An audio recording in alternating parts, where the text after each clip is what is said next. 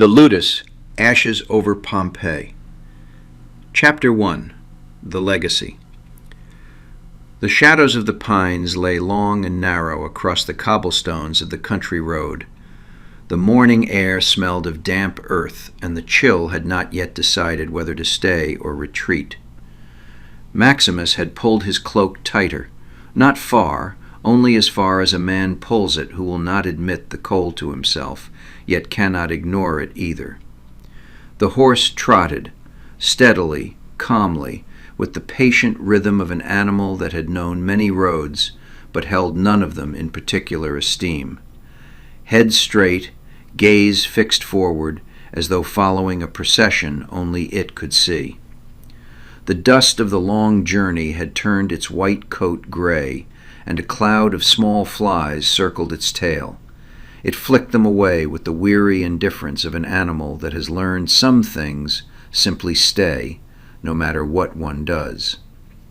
Its rider had not yet found that peace.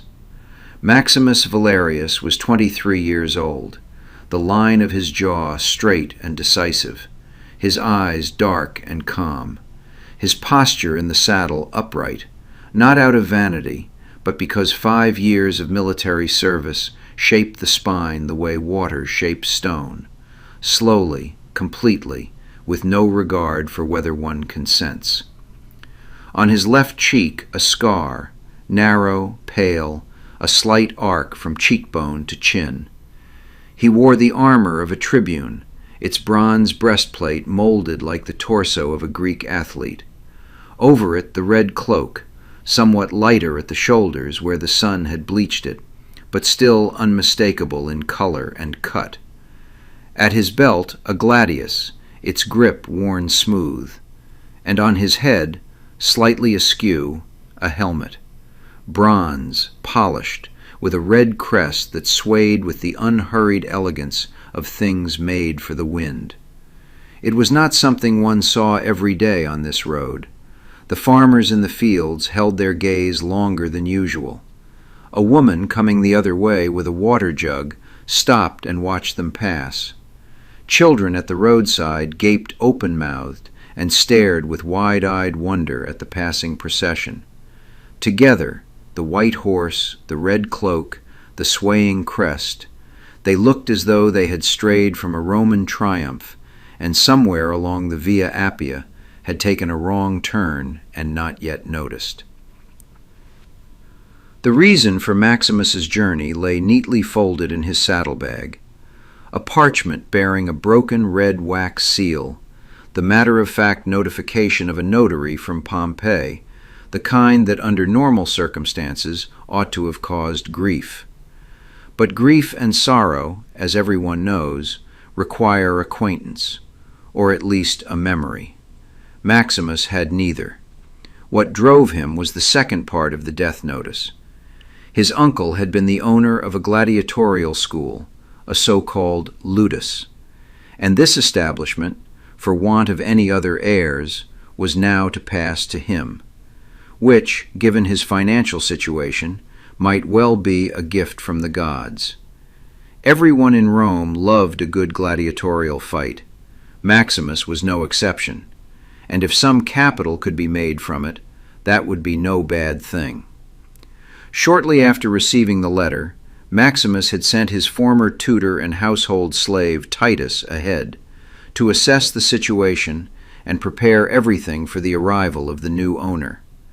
Titus, Greek by birth, long in service to the Valerius family, and for just as many years Maximus's teacher, mentor, and, if one were honest about it, the only man he could trust in this matter. Only a few hours remained before Maximus would reach his destination. On the horizon, Vesuvius rose, slowly, inevitably, like something that does not appear but reveals itself. At its peak, clouds had caught and rested there like a crown upon the head of a god who had no need to introduce himself. Along the road, the tombs of wealthy families lined both sides of the way, stone witnesses to Roman decadence, offering the visitor even before the city gates a first taste of what awaited him. Pompeii, that much was clear, was not a city that troubled itself with modesty. In the shadow of a gladiator's tomb, a stone warrior, sword in hand, chiseled for eternity in his finest pose, sat an old man. Maximus would have ridden past him as he had ridden past everything else, but of all places, of all stones. The man wore rags that had once been clothing. A crutch made from an old branch lay beside him, his hand open on the ground, not outstretched, not begging, simply open, with the quiet dignity of someone from whom hope had departed, but not the gesture. Maximus stopped, dismounted, placed a silver coin in the old man's open hand. Not thrown, placed. The old man opened his eyes, looked at the coin, looked at Maximus. "May the gods repay you," he said, "and if not the gods, then life itself." Maximus nodded. "The Ludus of Lucius Corvus. Do you know the way?" The old man considered him for a moment. "Follow the city wall northward. When the road ends, you are there." Maximus mounted and rode on. He left the city to his left, the noise, the clamor, the smell of 1,000 lives happening at once. He followed the wall. The road grew narrower, the houses fewer, and then the road stopped.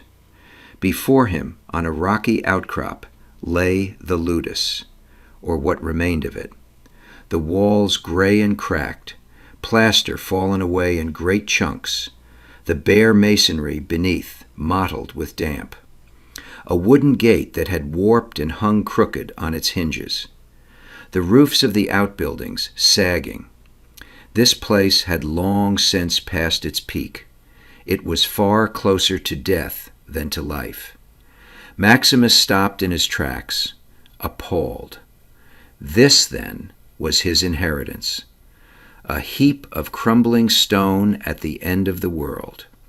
For this he had endured the hardships of this journey.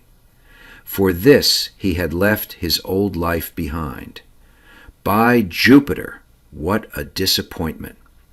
Surely this could only be a cruel joke of the gods, a nightmare from which one wakes drenched in sweat, only to find that everything has turned out all right after all. Well, we shall see.